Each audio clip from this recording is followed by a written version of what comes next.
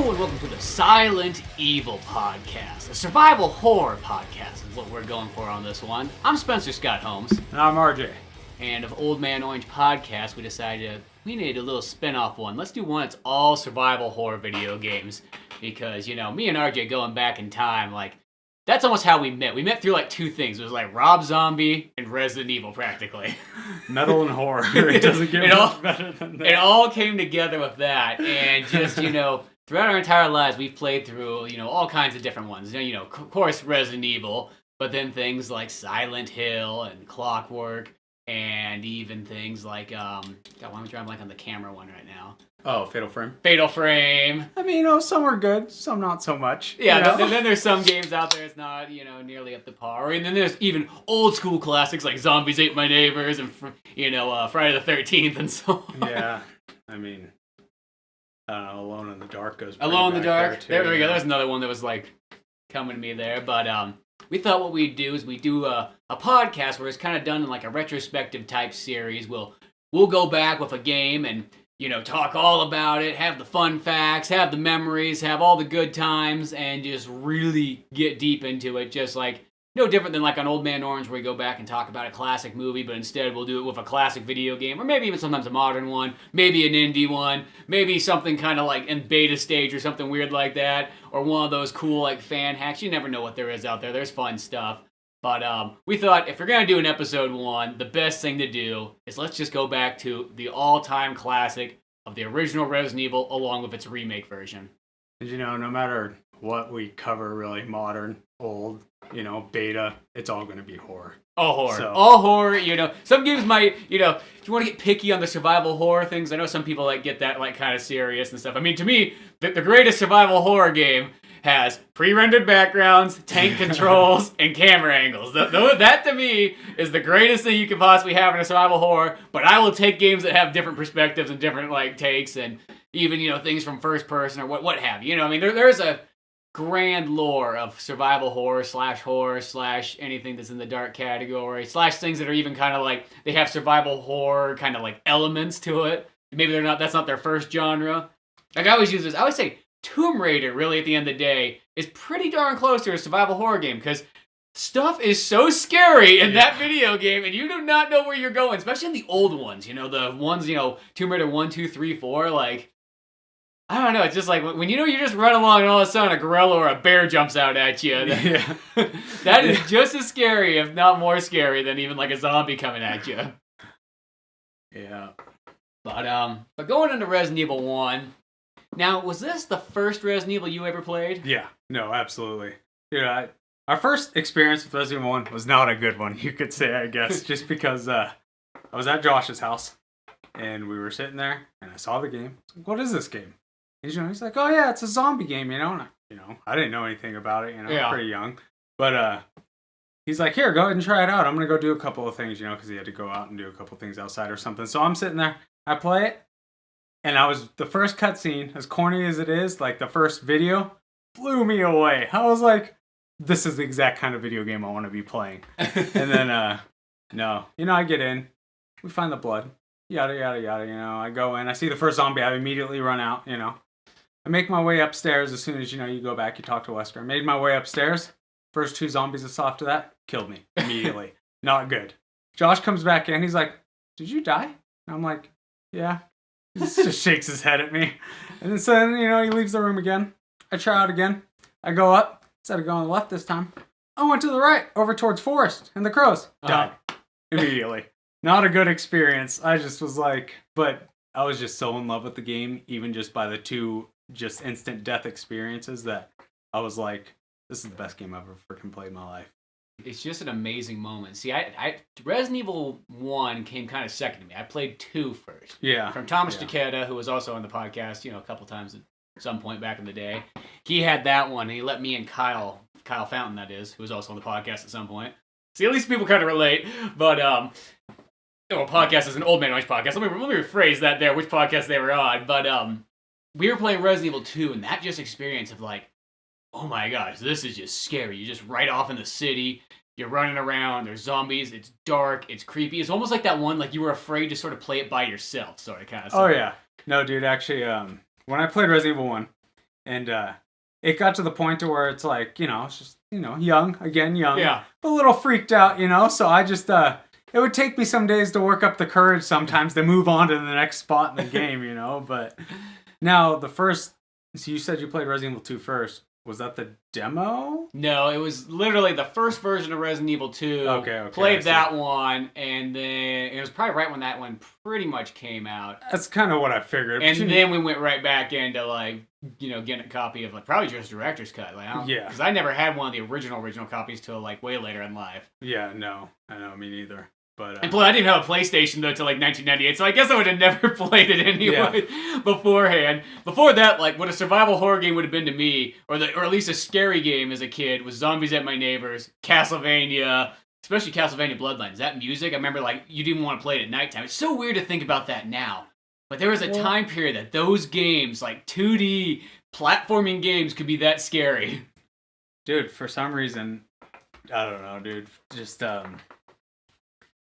I didn't even play Resident Evil 2 until I played the demo at all, So, when I played the Resident Evil 2 demo, I jumped already into Resident Evil 1, but the 2 demo obviously blew me away. I just totally felt like I scored at the Resident Evil because I first got the copy that had the demo. You had the 2-disc version, the one that had the director's cut, that middle grade version. Yeah, and then I was just man, I scored picking up this version of Resident Evil because, dude, I'll never forget the day that I got a PlayStation and my parents had Resident Evil sitting propped up on the PlayStation. I was like, this is the greatest day of my life. It's so good. It's so good. I don't know what it is. What's funny now is as an adult, I could play Resident Evil before I go to bed, and it almost will make me sleep better. It's so weird how it is. That's how much I love it. It's been ingrained into me now, so it's not even well, it's still scary because there's always going to be something that jumps out. I was playing, before we were doing this podcast, I was playing through a couple rounds. I played the arranged mode because I haven't played that in a long time, director's cut. And I forgot the dogs come out in that secondary hallway downstairs. Not the first hallway that you're used to, but there's the one where you expect just to be 3 zombies down there. That's the same hallway you meet Rebecca in. Yeah, that one. Yeah. Forgot the dogs came out. They got me that time. I know, dude. That one got me too when I first played arranged mode. Strangely, I don't know if I ever sat there and put in the whole time to actually beat arranged mode because I've never owned a copy of the game with it. Well, the director's cut no matter which director's cut you have, it should have it. I don't remember mine ever having it, honestly. Maybe I'll have to go home and pop it in. Yeah. But because that one's the one, that's what I always feel the director's cut mode is that arranged mode there. Yeah, that's what I would think too. I mean, that would make the most sense. Yeah.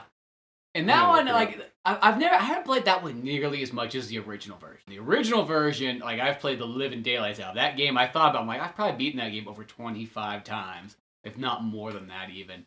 But the arranged one probably just about 3 or 4 times. And I think the thing is, it always throws me off playing that one. I know that's the whole point of it. Yeah. They put the items all in completely different locations, and I almost feel well, I don't want to memorize so many different ways. You know what I mean? The original game is just such a pure, perfect, it's a quick play, and I kind of know where everything is mostly, even if I haven't played the game in a year or so. And it's just fun for those kind of speed runs. It's fun just as a go through. It doesn't take too much time, and it's just it's a perfect dialed in length. Where I feel the arranged one, every time I go in there, then I get the point. It's great, where am I going? Or then they always have the stupid rooms where you open up and there's 2 zombies right there in your face, and if you only have the handgun, it's because they don't have they don't have the feature in number 2 and 3 where when a zombie gets you and there's multiple zombies, you push them off and it knocks the other ones back. No, they just stand there in line just to keep munching you. Yeah, no, dude. A perfect example of that is when you first. Pretty sure it's the diary you find of the guy who slowly transformed, the itchy tasty guy. Best diary of all time. And then I think it's if you. Scott the guard came in, ugly face, so I killed him. Yeah. Itchy, tasty. But dude, when the zombie comes out of the closet right there, I always, for some reason, just don't even think about it, and I'm always equipped with a handgun at that point. For some reason, because especially now, I just run through the game with a handgun because I'm not looking to waste any ammo. We know the game so well at this point. You could skip zombies if you really want to. Running through the game with the handgun is, not that hard. Obviously, I try not to tackle bosses with the handgun if I can avoid it, but. If you like real challenges, you can always do the old handgun challenge or the knife challenges of life. Yeah. That to me is always just kind of more frustrating than it's really worth. If it's maybe There's certain games you can use a knife. Not Resident Evil 2 though. That's the worst game for the knife. I don't know why they even give you a knife in that game. It's pointless. Not to mention it takes a ridiculous. I think in my strategy guide, It's like 30 hits or something. Yeah, it details it like 30 or more hits depending to like kill him with a knife. Not to mention the ricocheting off the walls. Oh yeah, because that's the first game that started. That's why Resident Evil 1 was so nice with the knife, because you could just slice away, you know. Well, that's why really, when it comes down to my favorite version of Resident Evil, when I want to play the original one, it's that DS one. That DS game is so cool, and I don't play like I really don't care for I don't go towards that rebirth mode too often. That's almost like the director's cut version, I guess. Main reason I just don't like is I don't like those little knife mini games because they just come up too frequently, and either that just zaps your health, or it's just like when you're trying to get somewhere, or you're like, oh crap, I forgot on. Let me go back. Oh damn it! Now that stupid knife game came up. I mean, it was cool, you know, considering the first time, yeah, you know. Maybe the first, like you said, the first couple playthroughs. But I mean, yeah, of course, I got to the point where I was like, yeah, I'm not doing that. It'd be fine if it was just like 3 parts or something like that, and it was just like that's where it's at. But no, it's just the randomness, especially when you forget and you gotta turn back around, and then it comes up on you. And then if you end up missing like a dog or something like that, then it's like, right here I lose health right now and everything. Like I never liked that part. Yeah. But beyond that, though, if you just the original mode version on the DS, and the DS, it's like it put in all the cool features. It's like you can do the 180 turn. You could have your knife automatically equipped like Resident Evil 4. You can reload your handgun right in game. Just so much of that stuff so neat. Having the map above you so you don't ever have to press start or select or whatever to get to it. It's just always there. And even be able to see your health on the background of that map. All that stuff combined together and having your inventory and everything just kind of easily. Well, I guess the inventory's not there. Yeah. You guys still go there. But still. That in itself, that to me is so magical. And then to top it all off, you can skip the doors for super speed runs. I know. Yeah, that was nice. Dude, now one thing I didn't realize about Resident Evil 1, well, I mean, I knew that it was based off of a different game, that tried to come out earlier called Sweet Home, yeah. But dude, I didn't realize that almost everything in Resident Evil 1 is based off of that game. Everything derived, the puzzles. Yep. The way you play the game, the notes. And then just monsters and that one's kind of got the way the boss battles go. That one's kind of got a first person view. I got it on my SNES Classic. At some point we'll have to just play the whole literally everything was derived from that game. But then the creator of that game and Shinji Mikami were obviously, I think they called Mikami his apprentice. Yeah, because the other guy. Yeah, the heck was that other guy's name? It was Takuro Fujiwara. Oh yeah. That guy who did. He did a bunch of those Capcom games. I think he did. What's the one with the guy off the Arm Bio? The guy's name's Spencer. That's how I always remember it. But God, crap, dude. what's that game called? Capcom. I can't remember. I know which one you're Good talking game about. too. I can picture it. But that one, he created that, but he also created Sweet Home and stuff. And yeah, that one, it is kind of interesting how similar elements it has to Resident Evil. And it's got kind of like a Dragon Warrior feel too, or Dragon Quest, I guess, for they changed it to. But yeah, that one I think would be fun for a future episode is to go back and play that game. As I said, I kind of tried that one out, but that definitely felt like one of those ones you don't just try that game out. You got to put some time and effort into that one. Yeah, no doubt. But yeah, no, it tripped me out to when I did first find out that it was because now obviously I'm enticed to play Sweet Home, but. Yeah. Dude, it's the one of the good things about it being based off that game too is he learned a lot from that guy, obviously, and then I guess Mikami didn't even want to he didn't even like scary games. He didn't like being scared. Yeah. And so that's why that's everything he's ever invented has been scary games. Dino Crisis, Onimusha, Devil May Cry. With Resident Evil being the first, but I guess that's why he said that he thought Mikami was going to be a good person to take hold of the game and really take it where he needed to go because he didn't like to be scared. So he knew what would scare people, Yeah, exactly. Well, sometimes somebody who's not scared of anything, they might not know what affects them nearly as much. Yeah. But it's kind of interesting, too, because that game was almost supposed to, Sweet Home was supposed to be almost a remake also on SNES, and that's almost the original one that they were going for. And then they were going to make it a first-person shooter for the original kind of Resident Evil or Biohazard at that time period here in Japan. And it's like there's like one screenshot I found online of like what Resident Evil kind of like a little like proto of the first person shooterness. Oh yeah, yeah. And it's just kind of like had sort of like almost kind of like a Doom Duke Nukem sort of look to it. Like Catacombs might even be a good way to describe it. Yeah, no. I guess they didn't want to continue with the first person mode because they couldn't get the rendered backgrounds to look as good as they would have with the fixed cameras. Well, that's what I love about pre-rendered backgrounds is they look so good. And this is almost even an example of it. Since Code Veronica doesn't have pre-rendered backgrounds, I feel like that's why it doesn't look nearly as good as like 2 and 3 as far as the background wise. You know what I mean? Yeah. And I still love Code Veronica, but you could tell that like even on a Dreamcast, it's just not pre-rendered. Still outbeats it in the long run. And I think that creates such a cool look, and it's one of those ones that just does not really exist nowadays, other than like those couple of indie games you can find. Nobody's really using pre-rendered backgrounds, camera angles, tank controls, which tank controls are always the ones too. People complain about that for years. We all know that. But it's like one of those ones when they made those Resident Evil remakes or remastered ones or whatever on PS4 and Xbox and so on for 1 and 0. And they try to put controls in there, like, here's also some controls if you want that are not the tank controls. And it was just like instantaneously, I remember just turned them on, I just wanted to see what it was like. It was like, oh, these are terrible. You need the tank controls. If you don't have the tank controls, you go through one camera angle and you run in a different direction, then the controller changes on you because of the angle. I know. It's just like, and I don't know, I just love tank controls. I don't care what people say, like, I can always jump into them, and they're like, to me, it's golden. It's like the gold standard. As long as one thing that kind of sucks is when you don't have like the 180 turn. Like I know in the like director's cut you don't have that.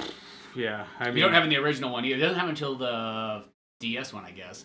Yeah, no, that's for sure. Oh yeah, you were right. By the way, range mode is on the director's cut, but I still don't think I put the time into it. I think I just played the original Stover. As I said, like I played the range mode a few times, but it always kind of, even though there's elements in that one that carry into the remake, there's a lot of stuff there, but for the most part, it's just the item switch. I wish there was almost like original mode, but like harder. You know what I mean? Yeah. Like add more zombies and things like that in there. I'm cool with that, but don't switch the items around. I don't want to memorize a couple different versions of the same game. I know, dude. I mean, they I guess obviously the original version came over here censored from Japan, but I guess Well, the goofy thing is that when they made director's cut, they still forgot to. They still censored it. And then they didn't think like, oh, it was some publicist or somebody screwed it up. So not our fault. I know. And then apparently the only like real true uncensored version is the PC one. Oh, okay. And I was looking at a copy of one of those on eBay yesterday. It's like $150. I was gonna say, I'm sure it's through the roof. It's so like you think that like a big box version of either the Saturn or like the original Resident Evil on PlayStation's expensive. They know it, $50 give or take used.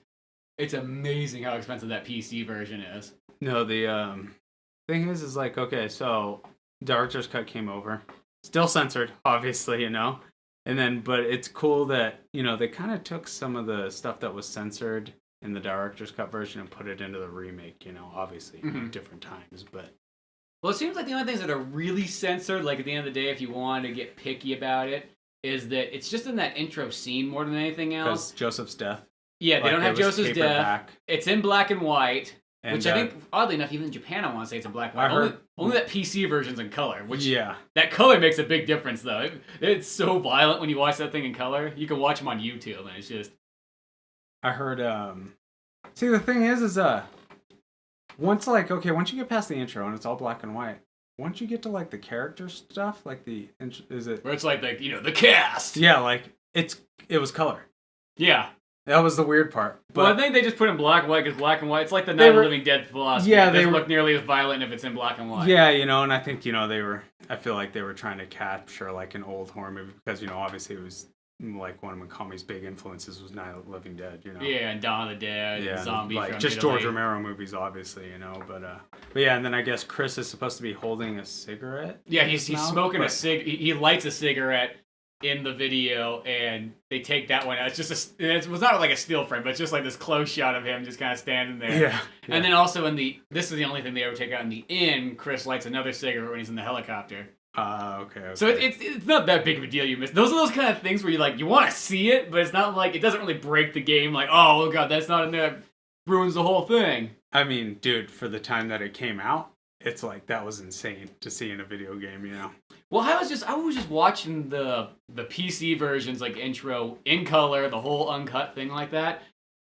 And even to this day, that thing is so violent. Like that intro, it's like, oh my gosh! Like there's not even games out nowadays that have because it's live action and it's just like a bunch of it's all like models and so on and dogs getting shot in the head and stuff like that. But it's like it is bloody and gory as can be. Like it is awesome. Yeah. Oh yeah. No, I heard that the gore was substantial in the uncut version. You know, it looks really cool. And then, then there's the only other one thing is that when you go to find that first zombie that's eating on Kenneth or whatever, and when the zombie turns its head or whatever, then it shows a shot of Kenneth's head fall down and then roll over, and you see like half of it eaten. Which they put that back in the DS version, which is kind of interesting. That's the only American one other than the PC to have it. Yeah. But for some reason, the DS one they didn't even put back the intro. It's still the black and white simple one. Yeah, but I mean, Grant, once again, at the end of the day, you're not missing that much, but it's well worth at least just looking it up on YouTube to see it, just for that, and just to see Chris smoking, if anything. Yeah, dude, and as painfully corny as that intro is, you know, it's Don't so go! good. It's so good. The best part too, like Jill's like Joseph, and it's like I don't even know. She looks like she's yelling at something else, so I don't even know what she's looking at. I know, it almost doesn't even sound like she says Joseph. No, yeah, Joseph. She's got like some just like odd Canadian accent in there that makes all those words and stuff just translate a little weird. I don't know what to say about that, but I remember what the hook was for me, dude. As soon as they showed like the dog's teeth after like Joseph gets attacked, and it's like I got the roar behind it, dude. That was like hook, line, and sinker, dude. I was like, I'm done for now. It's like I'm playing this game. You want to know what's another weird thing that they did, though, for the American version that's kind of odd to, like, contrary to, earlier type video games? They wanted to make it harder for the Americans because the rental companies didn't want people to get the game and, like, beat it in 1 or 2 nights. They wanted to, rent it for multiple days, and so on like that. Sure. So they took out the auto-aim in the first version of it in the US, but that's in there in the Japanese one. Huh. Well?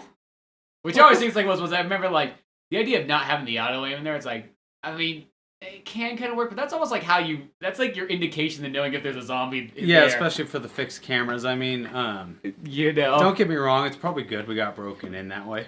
Yeah. I mean, granted, I guess here's the thing at the end of the day, I don't even know if I've ever really played that, because I never owned an original copy of Resident Evil. I've always wanted that big box version. It's a dream I've had since I was a kid, and I haven't. One of these days I'm going to just chunk out like $60 and get myself one, but... Yeah. I mean, I've beaten the Director's Cut version of the game, like... I guess if the Sega Saturn version has that, I do have a copy of that, but... I can't remember if that one has... I don't think that one has... Maybe that one doesn't have auto-aim in it. Not too sure. But it's kind of weird, though, because, you think about other games, like, Mario, like, why they made Mario 2 in the US, because they thought Mario 2, the original version, was too hard for Americans.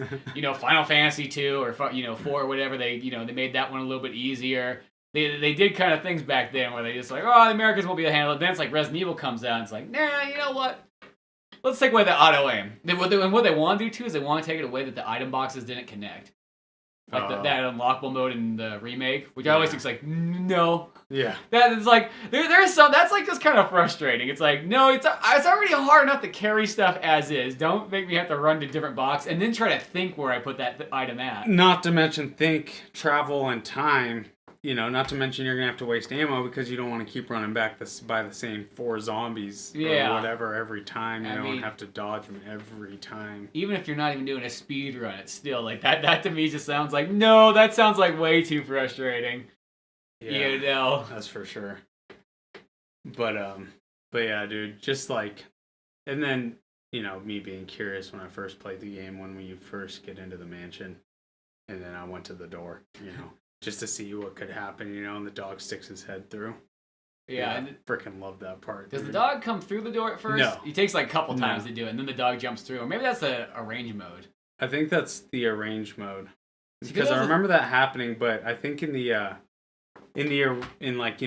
original or the director's cut or whatever, it's like you go to the door, the dog sticks his head in, it's like a cutscene, they shut the door, and then you go back and it just gives you text like it's too dangerous to go outside or something like that from that point. Okay, I think it's in the arrange mode, because that's the thing, some of those things kind of throw me. I know in the remake, if you open the front door, the dog comes through the door. Yeah. So So I think that kind of, because in the remake, it's got a lot of the elements of the arrange mode in there, director's cut mode, whatever the heck you want to call that. Yeah. But also like the cool thing I will say in the arrange mode though is I do like when they got the faster zombies. They almost kind of remind me of Proto Crimsons. Yeah. And I like how they got the head popping thing too. That every once in a while your pistol will blow the head off of a zombie. That's always kind of neat. Yeah. There's like small things like that. Sometimes, and then like the camera angles, they kind of change a little bit in there too, which that always throws me off sometimes too when I go to play that game because I feel like I'm in a different room. It's like, oh no, you're in the same room. It's just a different camera angle. Yeah, and I don't know. Obviously, at the time, I didn't know any better between the arrange modes. So I mean, once I played Resident Evil 2, then I realized you could shoot zombies' heads off and stuff or whatever. So. Yeah. Well, it's weird because then, like in the 2 and 3, you don't get the pistol being able to blow their heads off though. I know. Like, one of my strategy guides details what the percentage is that it's 10% chance that your pistol ends up blowing the head off or something like that. God, when I was playing it last night, it was like I was blowing their heads off like pretty darn, like almost it felt like out of 3 zombies, I was granted at least get 1 to have their heads blown off. Yeah. I mean, if not, sometimes 2. Like sometimes I'd be like, it was like way higher than I thought it was gonna be. Yeah, and there's nothing more frustrating than trying to aim the shotgun up and you don't get a headshot for some freaking reason. You don't just get a headshot. That you know what pissed me off is when I was playing through another round on like the DS before we were doing this podcast. I did the shotgun. And I was playing as Jill, and I pulled the shotgun. The shotgun fired. The zombie went through it and just grabbed me. Oh like, my god! It was obviously so close that like when he went to attack mode, like his grab, like the shotgun blast was just like canceled. Yeah. Oh my god, that sucks. It was like what? I waited a little bit too long for that one, but still. And it's just, you know what makes Resident Evil so magical too, I think, especially that first one, is I think that story is just so good. So good. And as much as I like the other Resident Evil games, like I just don't think the stories even get close to how cool the mansion setting is.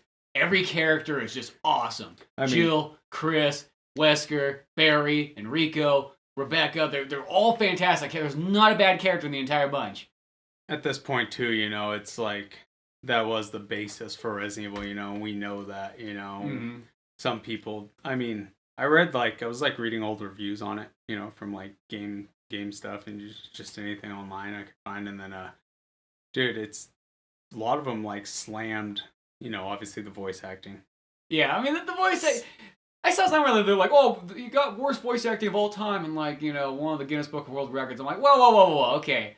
That to me is just because the game's popular, sometimes people throw those ones in the bus. I don't think that's the worst of all time. I wouldn't say it's the worst voice acting ever, no. No, it's like one of those ones like, there was I can't think of one off the top of my head, but like there was definitely much worse voice acting in other video games. Now. I won't say that it's not some of the corniest voice acting and lines I've ever heard, but Yeah. I mean, come on. It almost became a Jill sandwich.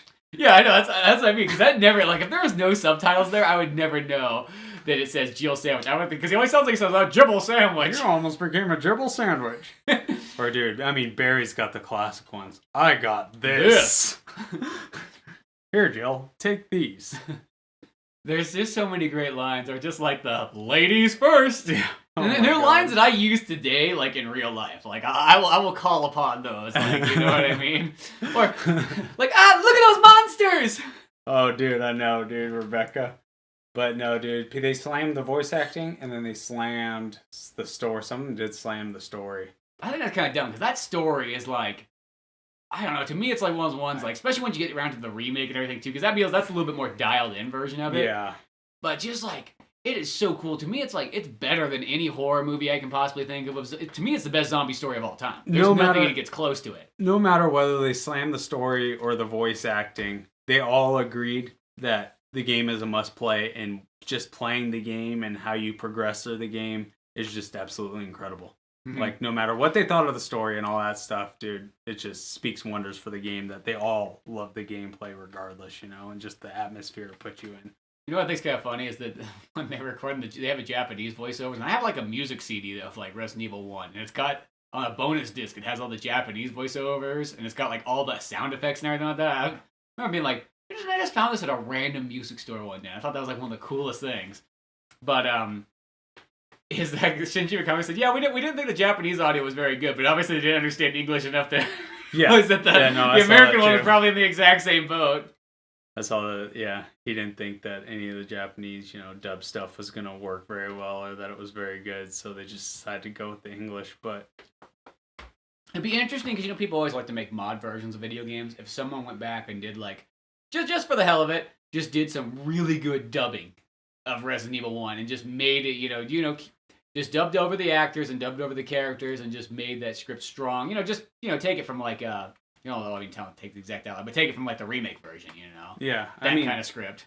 Dude, if you like take the story of Resident Evil at face value, like, okay, zombie game, get through the mansion, kill the bosses, get to the end, get the best ending you can or whatever, then yeah, maybe the story's not so great. But if you really think about everything they put into that game to like add on to the story, just the details. Well, it's like, it's all like the notes, all the files you find, and just like, especially when you get just deeper into it. Like, it doesn't explain it all in Resident Evil 1, but once you start to get into the other series, and you get those Wesker files, and you get the whole backstory of reading the diaries and like getting like an insight as to what the scientists for Umbrella were going through at the time, and how everything just started happening, and how it was beyond their control, and then just like to like get, because you don't really get the insanity, like how insane Umbrella is, until you find out how insane Spencer is in that one. Yeah, exactly. Until you find out through the files and notes that they weren't allowed to leave the mansion once, it started to break out. No, they were part of the experiment. They were just a giant test, but... And the stars, they realized that once they started finding those dead bodies out and the public started knowing of Raccoon City, they're like, well, we're going to send stars in there, and it's going to be a double thing. We're going to use it as a test for, like, our BOW weapons, record that data, and then kill the STARS members and say it was an accident so that they are out of the picture. Exactly. It's a lot deeper than people, like, really think it is, and as granted, like, a lot of this stuff kind of came out a little bit later on, especially the remake really adds, like, a lot more of that detail into it there. But just, it's core value, though, that story to me, and just even, like, just the characters and the enemies you fight in there, because, like, if you think about even all the other Resident Evil games right afterwards, they don't have that diversity of enemies that's in this one, which is always just so, like, amazing. Because even 2's got, like, some more different zombie variations. But, you got lickers, that's your new thing, but they don't have hunters in it. You got your dogs still.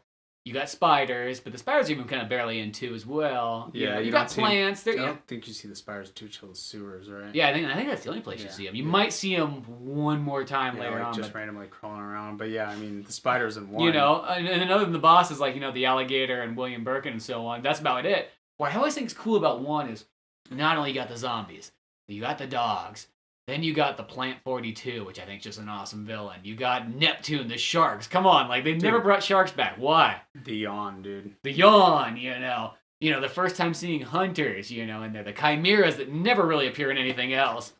Dude, the chimeras are terrible. They're awesome, but they're terrible. They make me so mad, and they scare the holy hell out of me. I know. I always hate when they just swing down and, like, slash at you. Yeah, dude, and then, like, you're running through, the end there, and you're trying to get, to put in your ammo disc or anything else you need to get back there, to start the power or whatever, dude. And they're just, like, clinking along the roof, just chasing you down. You're like, oh, my God. And one thing I also like, too, and I know it's, like, this is the thing about kind of, the one slight downfall of Resident Evil is they've gotten farther and farther away from this as time has gone on. But I like the animal kind of zombies that you have to battle. And I wish there was more of that kind of stuff. You mean like the dogs? Like the dogs, but like Neptune. Oh, like, okay, I see. Just more the spiders. Like, I just think that's kind of a cool concept. And like even in that archives book right there, there's some sketch photos where they had like a horse. It's like an enemy. Like, just imagine the zombie horse coming after you. I see. Like, like more infected. Like I don't know what it is. Like, to me, I always think battling animals in video games is such a cool, scary, and awesome primal thing. It's not in very many games. Of course, you got like your classic just hunting games, but even those, that's few and far between. That's what made Tomb Raider so scary.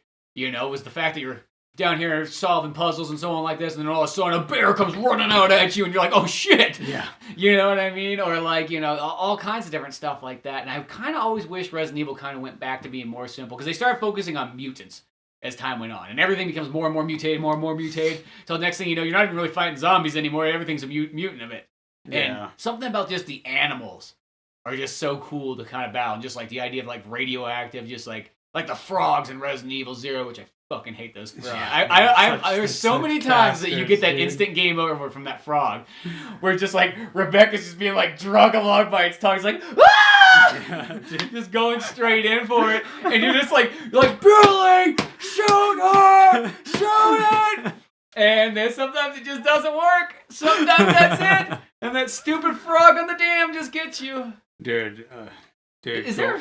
I'm trying to think. In the original Resident Evil, is there too many like one-hit kills in that one? Because I want to say the hunters can kill you one hit, but I just don't remember them ever one-hit killing me in that game. I mean, are you talking about like one-hit kill from any health You're level? fine. Okay. Yeah, from fine. fine. From green, fine. Because like, you know, like how in health. Resident Evil 3, those hunters get sometimes if they get the right angle, they can slice your head off. Oh instantly. yeah. No, I don't think there's any. Like, I'm pretty sure the hunters in 1 have to hit you first and at least do some damage. I'm pretty sure if they do 2 jumping swipes, you'll die. Yeah. But like, the first one obviously gives you damage, and then the second one will be the one to take you out. But I'm trying to think of any one-hit kills. No, I don't think there's everything's at least a couple hits in that game, which is kind of nice though, because I will say the one-hit kills, especially in games where it's not like, oh, let me just continue from the last door I was at. It's no, let me continue. Oh, I didn't save for a long time. Now Neptune can just... Not in the original version. He just bites you and he just goes like, just like does shakes major you. damage too. You're just sitting there going like, oh god. Yeah, okay, yeah, you're right. Now Neptune in the remake though can get you. Yeah. Terrifying. That remake version, that part always is scary in the remake. Like they took that to the next level. But like, see, that's the thing though. Is I love that kind of elements of that, and it's just I don't feel like that exists. Like, in Resident Evil 2, you get the alligator, you do get the plants, and in 0 you get like the monkeys, and you get like there is animals in those ones, but as it goes on, there's less and less, and even past Code Veronica, then you start getting more of. Everything's more of a mutant. It's not that that's not cool here and there, but it's like I do just kind of miss that. Resident Evil 2 started that, really. Yeah, Resident Evil 2 goes, and then it only just keeps going. Really, what William Birkin was like the first one to really mutate with the virus, like he did, Yeah, and be able to like continue forward, Yeah, because there's the hunters, and you got Tyrant, of course. Oh yeah. But beyond that, though, everything else is kind of just like a mutated version of like a plant or bees or some stuff like that. Yeah, but no, dude, more animals would have been cool. But, dude, I mean, the crows are... Oh, the crows. Or the ravens or whatever they are supposed to be. They're almost non-existent, really, in Resident Evil 2 and 1 both. Well, no. 1, they play a pretty big role. Because they got the part where you gotta go do the paintings of, like, the paintings, the paintings and forest are probably the parts that are the biggest for the crows. Forest. Well, no. Forest. Yeah. I was thinking of. I was like, wait, is the forest part? It's like, oh yeah, because that's how forest dies. He gets pecked by the crows. Which you always think it's like, oh, how does anyone get killed by crows? Oh, I've been killed by crows in Resident Evil 4. It's not a good death. Once you pick up his grenade launcher, then they chase you down. But yeah, I mean, dude, just looking at Forrest's body in the first one, I mean.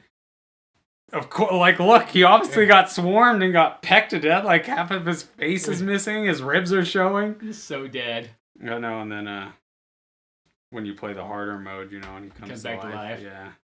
Nothing like it, dude. It's awesome. Well, because that's some of the cool stuff I will say about the arranged mode is that you just go, you're like, okay, I'm just going to pick up the rocket launcher or pick up, what's he got for Chris? Like, shotgun ammo or something like that. And all of a sudden you go to pick stuff up and it's just like, oh god, he stood up that time. Oh, dude. It's advanced. Well, is it arranged and advanced are different, right? Or were they the same? I think they were different. Maybe it's like they reworded them then. Maybe that's what it is. Was it advanced / arranged? Because advanced mode, I want to say in the one that I have, because I got that director's cut, like the DualShock version. That's like the greatest hits. Yeah, see, I don't have the DualShock. And it goes, there's like easy mode, but they don't just call it easy. It's called beginner. Beginner. I almost want to say normal or original. It's normal or original. Yeah, it says original. I think you're right, and that's just the normal Resident Evil.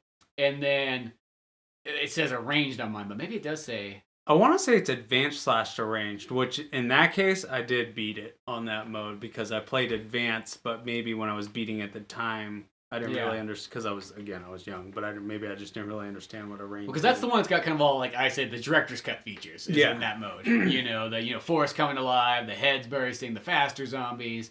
It's got some of the different item placements, which is kind of similar more to the remake.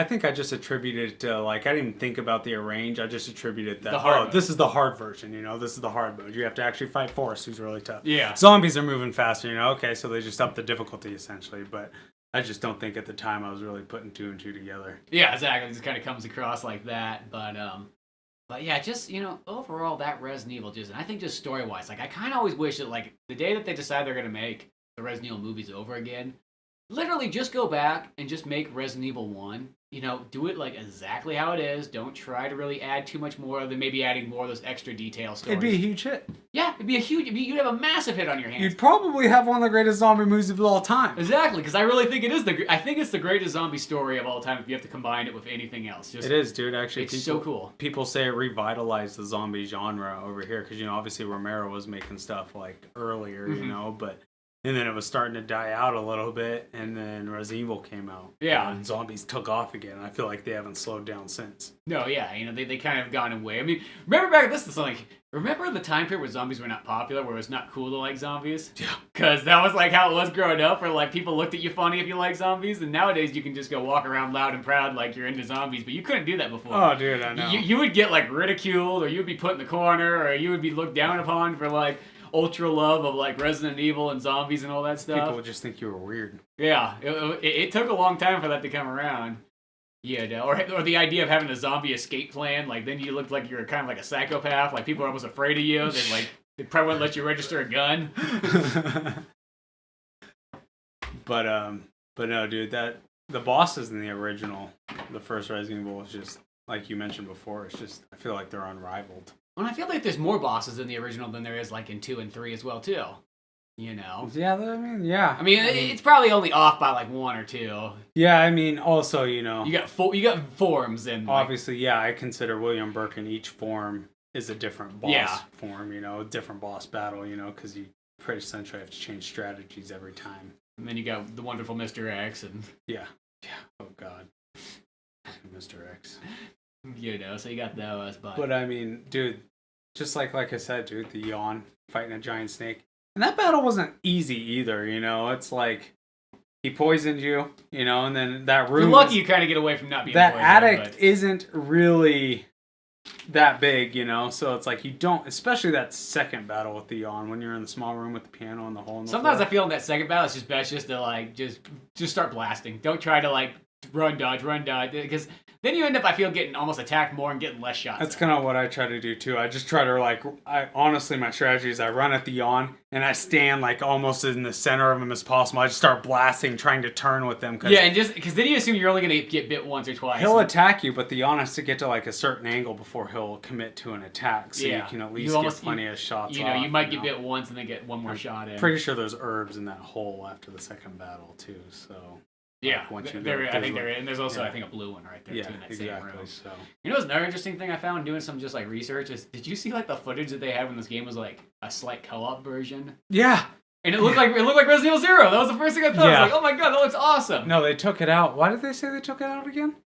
I don't know. They didn't really... It felt like either it was... I want to say that they didn't It might have been putting the PlayStation over the limits or something. Yeah, I think that they didn't think that it would do the game justice being able to put it in co-op because of the limitations at the time, you know? And I have no doubt that putting co-op, you know, I mean, I don't know, but I'm sure, you know, making the PlayStation work that hard, you know, probably affected visuals and stuff like that, you know, and just the gameplay overall, but... Exactly. It's one of the ones, like, I've always thought, though, like, they're like, well, I love the co-op, and that's what I like about, like, Resident Evil, like, 5 and 6 and Revelations, is I like that co-op feature, but I always thought, like, imagine just having a co-op mode and, you know, the older style Resident Evil, once again, pre-rendered backgrounds, camera angles, and so on. But almost the kind of thing where, like, you and your buddy, like, you'd be like, okay, I'm going to go run and go get, you know, this item here. Oh, and you go mean you're not, like, tethered to each other? You're not tethered to each other. Like, you can literally go to different rooms and so on. Like, just picture if it was, like, almost like a remake of Resident Evil 1. One person played as Jill, one person played as Chris, and you kind of went back, or even, you went back and forth, and it was almost like, certain people can do certain things. You could maybe tag team a boss battle together. One person could go get certain items. The other person can get different items, and you can come together and share them and trade them. That would be awesome. Like, that just sounds so cool. I was kind of thinking, like, you know, if you're tethered to each other, it might take away from the scariness. Well, that does, because that is always kind of the... But, I mean, if you can go off, but then also, you know, it's like, they might have to tweak the story a little bit because at some point Chris ends up in a prison cell. Yeah. Like in the in the Jill story. Or Jill. Yeah. Or like, obviously my default to play as is Jill, so yeah, that's mostly always kind of how it is. I know that's I mean, I love Chris, dude. I just like Jill a lot. I don't know why. Yeah. Well, it's kind of one of those ones. It's like I always say, like go with the co-op is like Resident Evil 5. If that was just a single player game, it would be just as scary as 4. But since there's somebody standing behind you that's like there to kind of cover you, it's weird how that makes such a big difference. It's like when you get it's like in like 5, when you get attacked by a zombie, your friend's gonna shoot him and get him off you at some point. Yeah, but like when you get attacked in 4, or when Ashley's in danger, or when you accidentally shoot Ashley, trying to protect her. God, Ashley's easily one of the worst side characters ever. Follow me. Follow me. But you know what? Let's go into the remake now. We talked kind of a lot about like the original version, but what's an interesting thing about that remake though is think about it. Like that game was made in under 10 years apart from each other, and it looks so radically. The change between a PlayStation to a GameCube. Or even just that, PS2, GameCube era from PlayStation, N64, Saturn era. It's amazing how ginormous that jump is as far as graphics go. So Resident Evil came out in 96. Yeah. Remake came out in 02. Mm-hmm. That's 6 years. That's barely over half a decade, Talk about 10 years. It's 4 years less than 10. Yeah. But I mean, obviously, the console jump was huge. The console jump's just so going from massive. PlayStation, to PlayStation 2 was huge. And just having like that game. And then plus, this is the thing I like, is I think once Resident Evil went on GameCube, that was like the most dialed in perfect system for it. That GameCube controller feels like it was literally made for Resident Evil. And though that you would never really use a joystick on any other Resident Evil for an old one, I don't know what it is. Like the GameCube's joystick's like perfect for Resident Evil. No, I agree. Like 0, 1, 2, 3, Code Veronica, they're so good on there. I mean, even 4, though 4 I've kind of defaulted now to the Wii version because once I had the Wii version, it was like, oh my gosh. Yeah, no, dude, I remember the first day of the remake. First day of the remake came out like that game. Yeah, I was like, Adam had a GameCube. Mm-hmm. So I was like, we were already planning on hanging out that weekend. We were planning on going to Blockbuster and rent games, and I had been hyping up Resident Evil, all week long at this point, so we were hyped when we got to Blockbuster and saw the poster. It was plastered up on the side, advertising so cool. Like saying rent now, I'm pretty sure we went in and got one of the last 2 that were left, and then dude, I was blown away. It's just so good. That remake, it's just like... to me, I think that's the best remake that anyone's ever done for any video game series. I can't even think of something that comes close. If you want to model any sort of remake after a remake, that would be the one. Because they kept all the original stuff, just improved on it, made the visuals better, but then added stuff to add to the original story. It's not like they added crap that made no sense. No. Yeah. Everything tied back into what the original story was originally. And a lot of that stuff too, like that I heard was just kind of things that they wanted to do in the first one, like the graveyard and so on like that. And even they had the guest house and everything. And they just do it size and time and budget and all that stuff. They scrapped those ones, so it was cool to see they could bring them back out in that. I mean, granted, it wasn't live action like that first video, obviously. Yeah, they did them all. But they added in the Joseph death, which was incredibly brutal. Adding the cameras onto the rifle, and then, the camera falls, and you see, Joseph, he's just, starting to wriggle as he's dying, and blood just starts dripping down the camera, dude. I saw that, I was like, this is one of the greatest. I didn't think it didn't get any better than Resident Evil 1, 2, and 3, and this is better. And then, that game is just so scary. Like, I don't know, it's hard to find a game as scary as that remake, especially once you add those Crimson Head zombies in there. Exactly, dude. And again, that attributes, that they added stuff, but kept it, true to the original. The thing, too, is it's still pre-rendered backgrounds. It's still tank controls. Fixed cameras. Fixed cameras. And I think that's what makes that remake so good, is, it keeps the original, adds to it, adds, the graphics that you want. Like, that's why I feel like when you look at things like the Final Fantasy VII remake, it just looks kind of dumb to me. It's like, I almost kind of go, why do I care if it's not even going to be a turn-based game? You're making a completely different game. Yeah. You know what I mean? I mean, maybe it's kind of fun, but it's never going to be amazingly fun. I'll tell you that right now. I never played the game, and I already know it's not amazingly fun.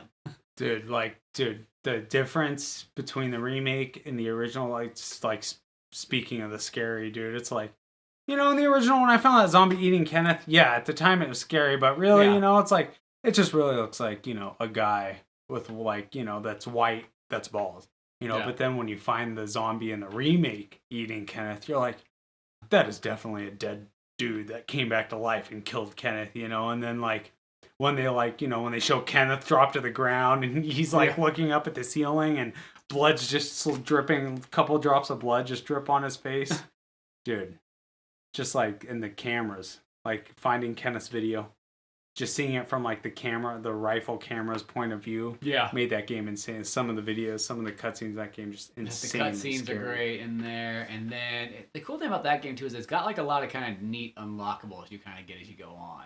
Because not only you get the costumes like normal, and you get like the guns and things for speed runs, but then they got just like all those weird little modes that are kind of fun. Sometimes some of the modes kind of almost ruin the game when you get the stupid invisible kamikaze. I was about to say invisible, and then invisible enemy mode, and then with the zombie with the bomb strapped to him. That one's stupid. Like, oh my god! I don't like that. So ridiculously. If he grabs you, it blows up. If you shoot him, it blows up, and you can't see him at one point. And the worst part too is or at least on the GameCube one, I can't remember if it's like it on the PS4 version, but the farther like you almost like keep beating the game, it's almost like you have to like those modes are just like automatically on. Like I don't think you could turn them off on the GameCube. You literally have to start a new file. I know, dude. Yeah. You go back to the hiking or mountain climbing. Yeah.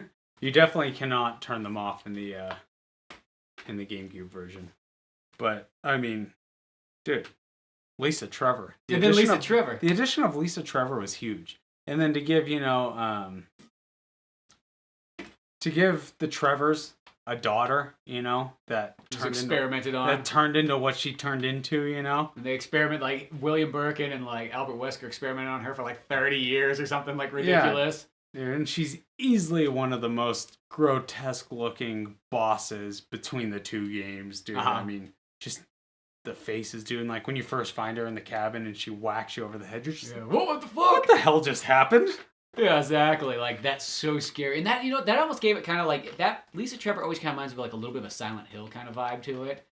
Still in like I'm going to use the word realistic because Resident Evil mostly goes after more like scientific stuff. I'm not going to say it's like the most realistic thing, but you know what I mean? Like, their stuff's all more grounded in scientific facts where like Silent Hill's all based in like satanic, demonic stuff. Yeah, like, I don't know, I guess more of the supernatural. Mm-hmm. Like Resident Evil tried to focus more on like, okay, if you got this virus, this is how it would mutate you within your body. Because like the T virus is all based off taking the Ebola virus and then making it so it like will be 100% effective on people and spreading to different kind of organisms. Yeah, dude, and even though the boss battle with Lisa Trevor isn't really a boss battle, I mean, that's still one of those boss battles though that like it instills fear in you. Like, a lot of times, that's mostly, like, if I'm only, like, playing that game and I'm only doing a few saves, I mostly always will save before that one because it's almost just not worth going in there and having her either push you off or she pushes Barry off because it's like, because I don't think Chris has anybody with, he doesn't have anybody with. I'm pretty sure he's by himself. Chris is just by himself. Poor Chris. Poor Chris, yeah. Not even Rebecca shows He gets to wander around alone, and then he meets some young girl named Rebecca. Who needs more help. Yeah, who's just a rookie, first mission. But like that part right there, because nothing can ruin a good Resident Evil run. Getting pushed off right there. Good. And just, I don't know, I mean, it is the boss battle, if you ask me. The reason why I don't, is because you just push the rocks off, and it's over. Mama! Yeah. But, dude, I mean, for me, honestly, because you can stun Lisa, if you put enough rounds in her or whatever. Yeah.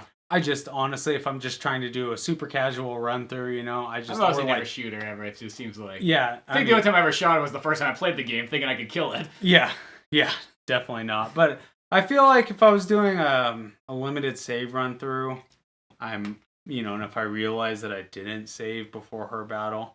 I might try to put her down just to make it easier to get from rock to rock, if you have the ammo to spare, of course, exactly. Because sometimes you don't, especially being the remake, It's just, I feel like ammo's definitely far and few in between. It's definitely there. I always noticed in the original one, like this happens to me a lot of times in Resident Evil, especially 2 and 3 as well, too. I'll get to the end of the game, and I'll be like, I'll conserve ammo so much that I realize I have this, like, arsenal built up, and then there's not enough enemies to use that arsenal on. Yeah. I've done that so many times, it's like, you know what? You gotta use that ammo up, like, before you think. Like, it's almost like in the original version of Resident Evil, I feel like I use the pistol, all the way through mostly like the guardhouse, and once I get back and the hunters are there, then I just use the shotgun the whole way through. And then mostly from that point on, I'll go to the grenade launcher, but you could probably even go earlier than that if you really want to.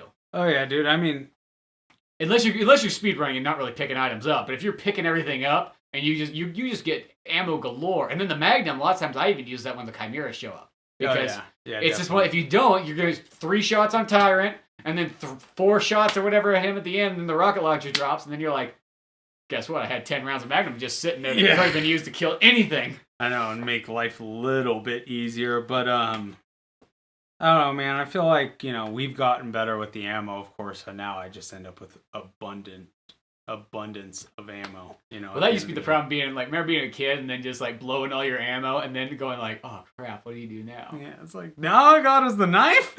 Yeah. What am I going to do? And then at that point, you only have one save file. Yeah. And you're like, I can't reload, It's like restart or try to push forward. Yeah, exactly. You try to go forward. I just remember I've done it before on Resident Evil 1. I've done it on 2. Dude, even I guess I've done it on 3.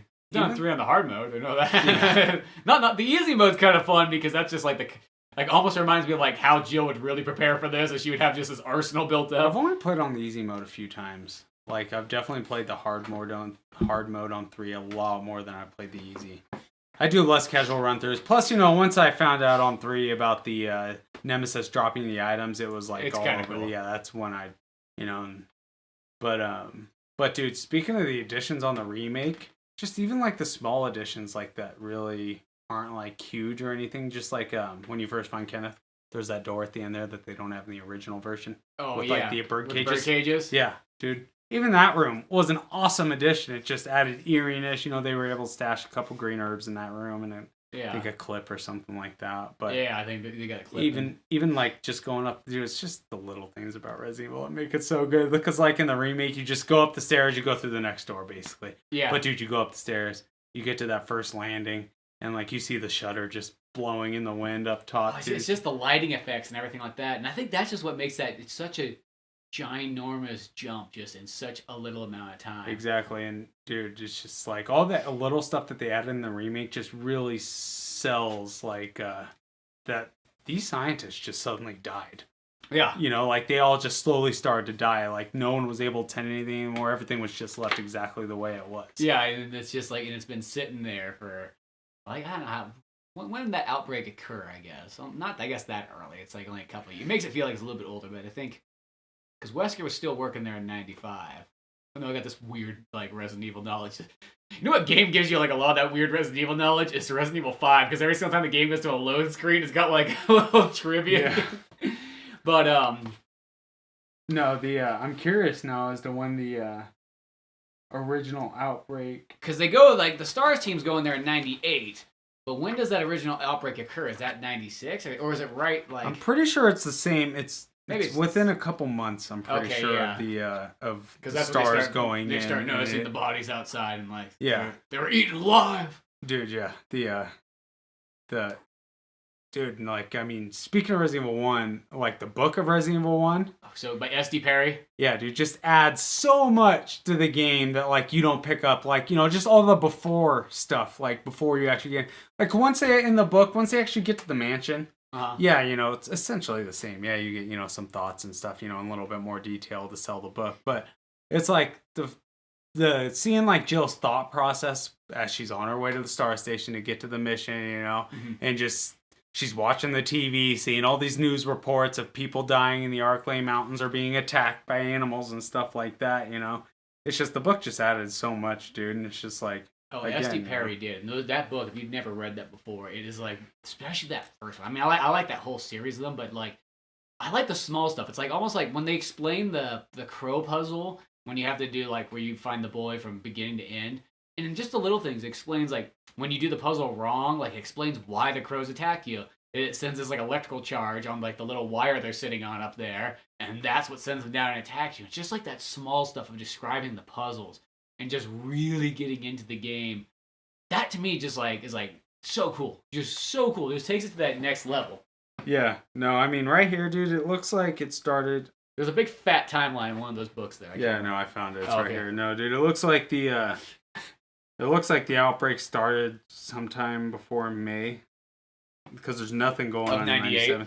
Yeah, but it doesn't say exactly when the outbreak first started with like the scientists. All it says that there's all of a sudden it's like there's a large incident involving the T-virus at the Arklay mansion. So maybe that was that must have been the start. So the start here with the scientists, and then right here shortly after, Cerberus kills someone out in the Arklay Mountains. Yeah. A 20-year-old woman.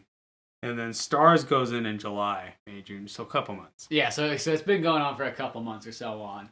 But see, that's the thing. Is like, if you take, like, that Resident Evil Archives book, you take the S.D. Perry book, you take the Resident Evil, the remake, you combine those all together, and you just get a filmmaker who does not want to do an adaptation, but wants to do, like, just a really good version of a Resident Evil movie. Like, if you just add those elements from all three together, you'll get something just so awesome. Just from all that Resident Evil knowledge just placed into a movie, and I just think it'd be amazing. Like I said, you could even do it in a 2-part movie. Oh yeah, you could do that. That's how big it is. Well, you could almost do the thing where you could do like Resident Evil 2 and 3 could almost go together, because they got that weird storyline where 3 takes place before 2 and ends after 2, and 2 takes place almost in the center of 3. Yeah, which you know, I get that's what they say, but I have a really hard time grasping that with some things that happen. But we'll get to that later. Yeah, that's all future podcast stuff right there.